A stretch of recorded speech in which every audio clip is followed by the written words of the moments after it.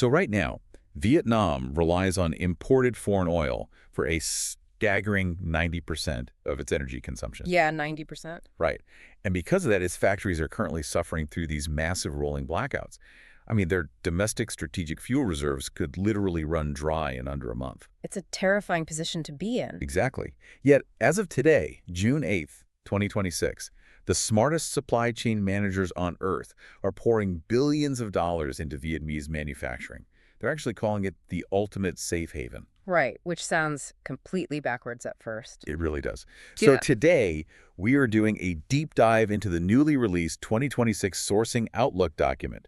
We want to find out why the most energy-vulnerable country on the map is actually, well, your best hedge against global energy shocks. What's fascinating here is how entirely counterintuitive that sounds until you look at the mechanics of global trade right now. I mean, we are sitting in a moment where global freight rates are just aggressively climbing again. Oh, absolutely. And, the Middle East remains highly volatile, which is restricting shipping lanes. Plus, we just watched manufacturing costs shoot up 12 to 18% across the board in the very first quarter of this year. Yeah, that Q1 spike was brutal. It really was. So for anyone listening, whether you're an entrepreneur trying to maintain your margins or a supply chain director or honestly just someone wondering why a basic dining room table suddenly costs a fortune, you know that the traditional sourcing playbook is dead. Completely dead. Right. So navigating this means spotting the structural patterns hidden in all this chaos.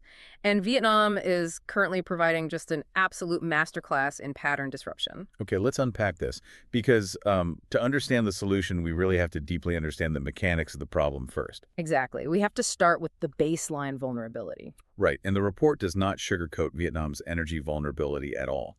The country imports 14.15 million tons of crude oil annually. Which is a massive dependency. It is, and what makes that terrifying from a supply chain perspective is that their domestic strategic reserves only cover about 25 to 30 days of national demand. Yeah, just under a month. We aren't talking about a comfortable buffer here. If a major geopolitical event delays oil tankers for a month, the entire manufacturing sector simply grinds to a halt. Right, and that 25-day number is the critical pressure point. It means Vietnam essentially has zero insulation from global price spikes. None at all. So when global oil prices spiked 30 to 50% above 2025 averages early this year, well, Vietnam absorbed that blow immediately. They felt it the next day. Exactly.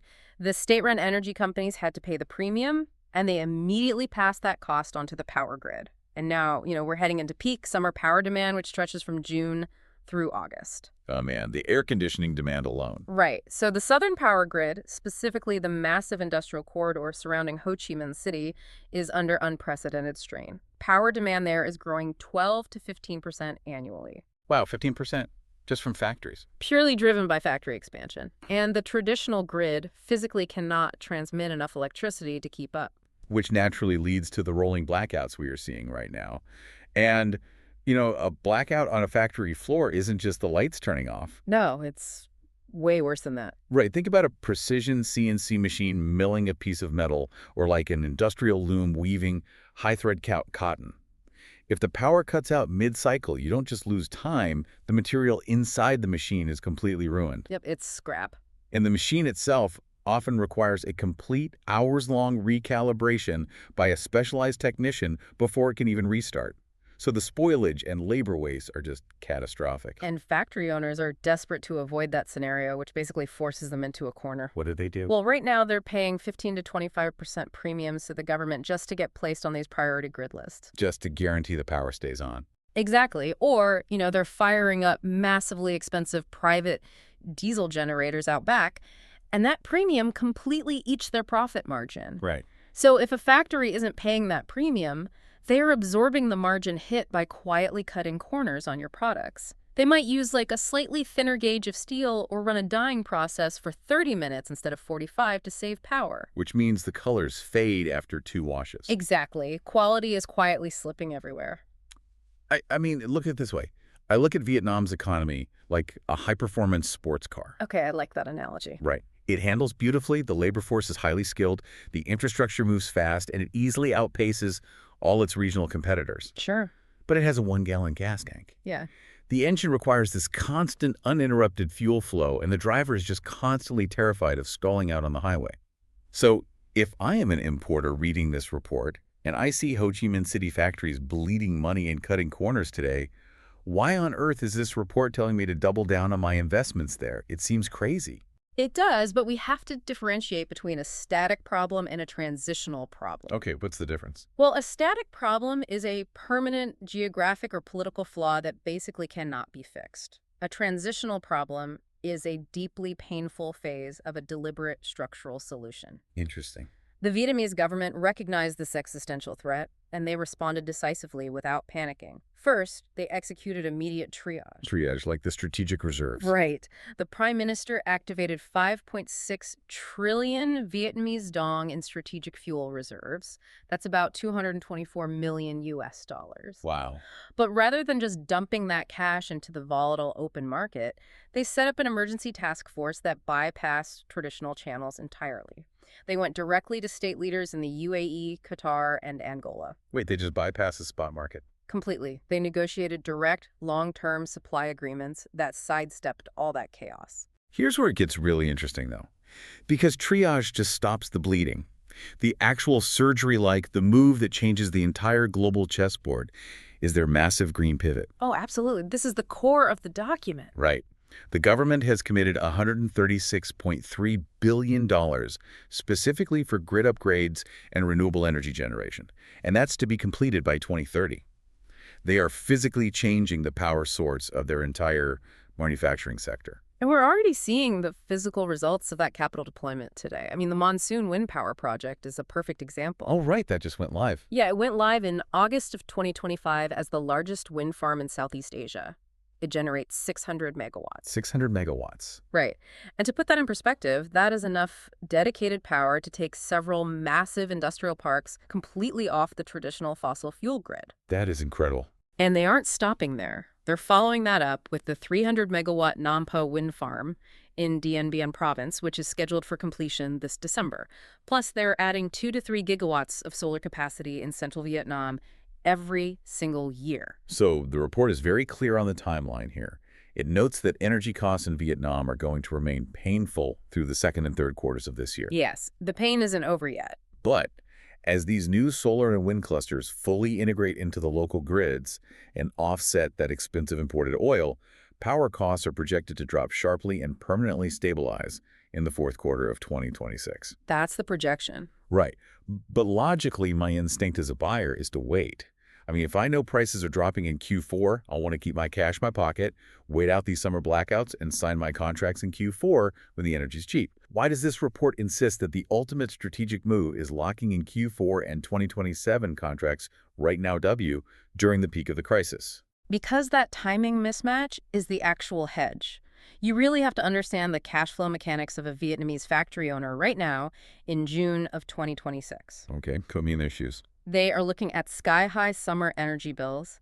They need immediate cash flow and guaranteed future volume to convince their local banks to extend them credit just to survive Q2 and Q3. Oh, so they're basically fighting for their lives right now. Exactly. So if you approach them today and negotiate massive orders for Q4 and into 2027, you are essentially providing the collateral for their survival. I see. And in exchange for you taking on that commitment now, they will offer you severe volume discounts based on their projected stabilized Q4 energy costs. It is exactly the equivalent of buying winter coats in the middle of July. Yes, perfect analogy. You walk into a store during a heat wave, and the merchant is just desperate for cash to pay their summer rent.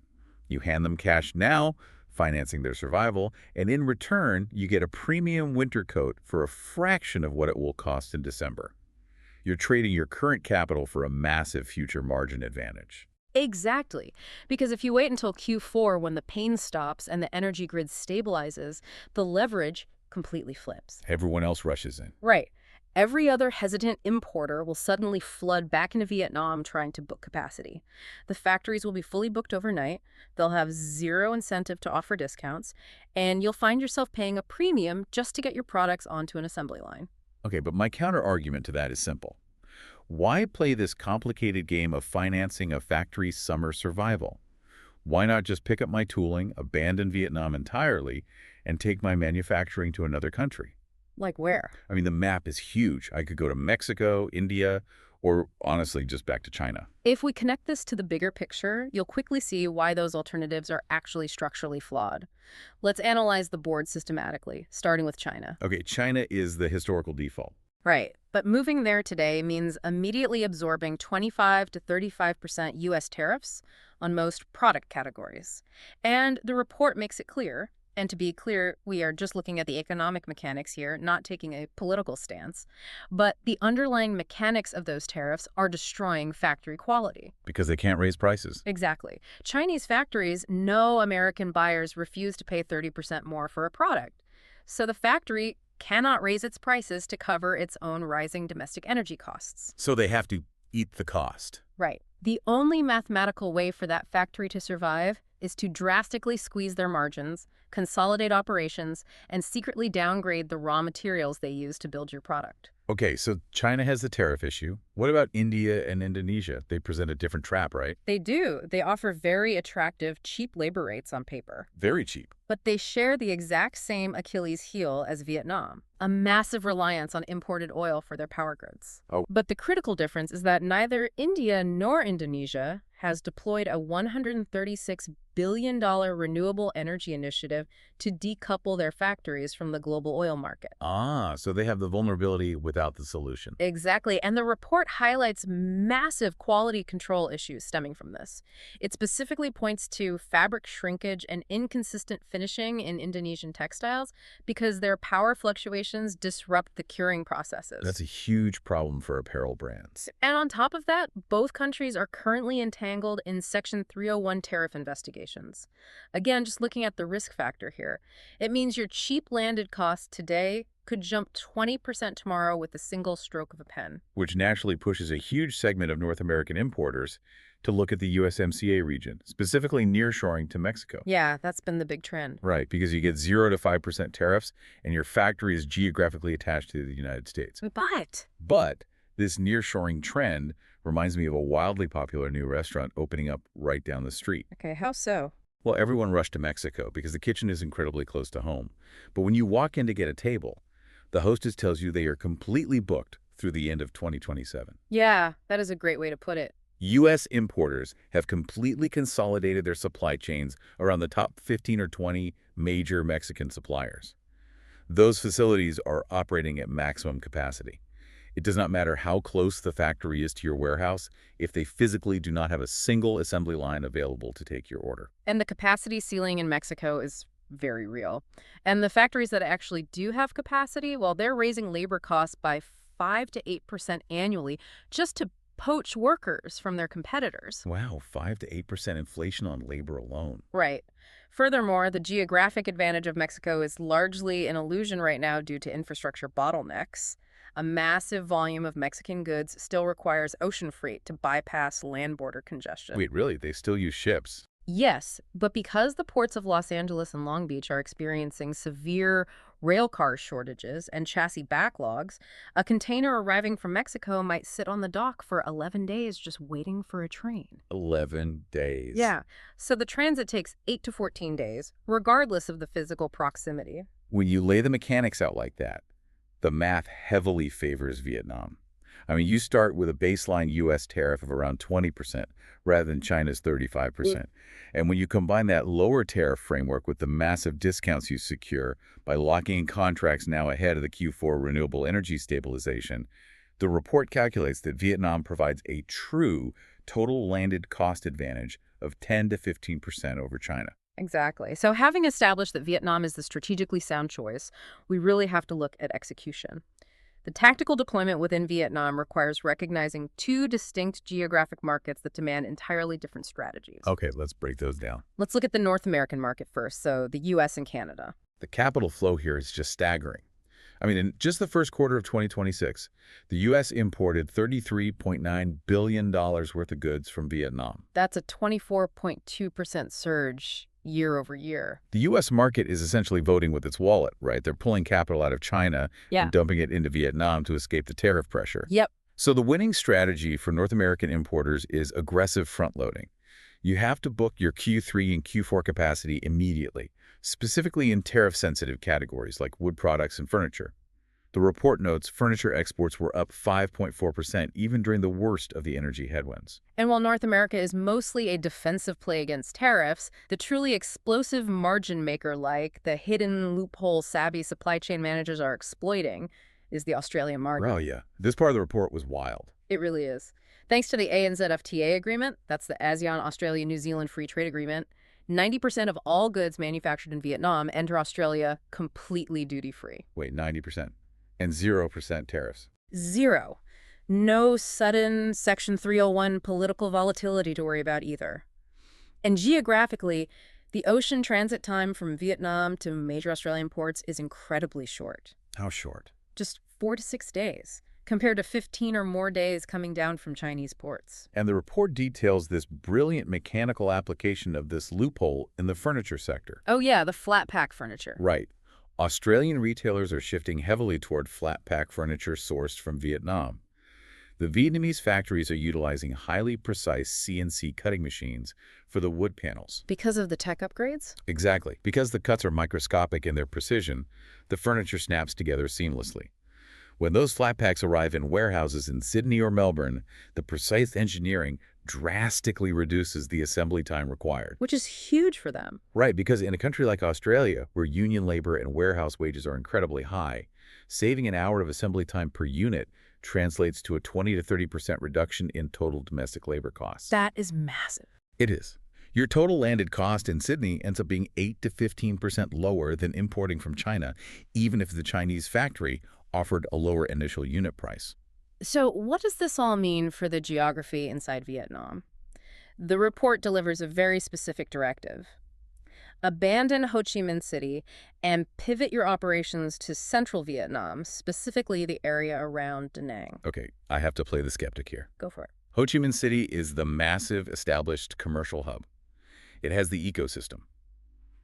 Am I sacrificing the quality and reliability of my product by moving to a smaller secondary city like Da Nang just to save on my energy bill? It's a fair question, but the data strongly suggests you're actually upgrading your operational efficiency, not sacrificing quality. The advantage of Da Nang is heavily rooted in logistics and infrastructure. Let's look at port congestion, for example. Okay. In Ho Chi Minh City right now, the queue time measuring from the moment your truck drops a container at the port to the moment that container is actually loaded onto a departing vessel is averaging 7 to 10 days. Just sitting there. Right. And during peak season, it pushes 15 days. Your cash is just sitting idle on a dock. But in Da Nang, that exact same queue time is consistently 2 to 3 days. 2 to 3 days. Wow. Yeah. Over the course of a year, you are shaving weeks of latency out of your supply chain. And geographically, Da Nang is also perfectly positioned to benefit from the green pivot we talked about, right? Exactly. Central Vietnam is where a massive portion of these new solar and wind installations are going live. Because the grid infrastructure there is newer, they have built direct, dedicated power lines connecting the renewable sources straight into the surrounding industrial parks. So they bypass the old grid issues. Yep. Rolling blackouts in Da Nang are incredibly rare compared to the south. You get highly stable electricity, and dedicated factory power is actually 5 to 8% cheaper than the volatile rates down in Ho Chi Minh City. Plus the labor rates, right? Yeah. Add in the fact that regional labor costs are 8 to 12% lower with significantly less turnover, and the economic argument just becomes bulletproof. But regarding my concern about manufacturing complexity, can they handle the hard stuff? Well, central Vietnam is already a dense hub for highly specialized goods. It is not just basic assembly. I mean, you have the Thon hot textile cluster, which currently produces 40% of Vietnam's heavily audited GOTS certified organic cotton. 40%, wow. Yeah, and you have the Vinh Long region, housing over 60 dedicated mills producing specialty weaves. There's also a rapidly expanding precision electronics corridor in Quang Nam, so the capability is already there. The crucial caveat the report emphasizes, however, is that remote management is completely dead. Oh, absolutely. You cannot execute this pivot from a laptop in Chicago. You must have a specialized sourcing agent physically on the ground in Da Nang. Yeah, you have to be there. Just because the region has better grid stability overall does not mean every factory is equally secure. You need local intelligence to verify which specific factory owners have actually signed long-term, stabilized energy contracts and which ones are quietly struggling with debt and planning to cut corners on your next production run. You really have to know the landscape at a microscopic level. And this raises an important question, one that extends beyond the immediate findings of this specific report. We are witnessing a fundamental shift in how global manufacturing dominance is achieved. How so? Think about it. If Vietnam can take its greatest existential vulnerability, a 90% reliance on imported crude oil, and transform it into an unparalleled global competitive advantage through the sheer force of aggressive renewable energy infrastructure, well, what other emerging markets are running this exact same playbook? Yeah. Who else is quietly turning their most glaring weakness into heavy armor? Because surviving 2026 isn't about finding a magical country with zero supply chain problems. That utopia does not exist anymore. Success is entirely about finding the country that is actively fixing its structural problems the fastest. And right now, Vietnam's capital deployment into green energy is the fastest, most effective fix on the global board. You have to look at your own specific industry, analyze your supply chain, and ask yourself a critical question. Who is pouring concrete for wind farms and laying high-capacity solar grids right now, while everyone else is still fighting bidding wars over imported oil? It's a great question. Because the historically vulnerable markets investing in renewables today are quietly positioning themselves to be the undisputed manufacturing titans of the 2030s. It completely changes how you look at the map. To wrap up today's deep dive, your actionable steps are pretty clear. First, rigorously audit your Q1 landed costs. If you are seeing inflation above that 8 to 12% threshold, your current suppliers are either taking extra margin to cover their own inefficient energy usage, or they're in the wrong region entirely, and you need to renegotiate. Absolutely. Second, deeply investigate the Australian market. That ANZ FTA 0% tariff loophole is a massive mechanical advantage for your margins. Don't ignore Australia. And finally, do not wait for Q4 to book your capacity. Pivot to Central Vietnam, look at Da Nang, and lock in your contracts right now while factory owners are still hungry for volume to bridge their summer gap. We started this conversation talking about a high-performance sports car with a 1-gallon gas tank, terrified of stalling out. Right.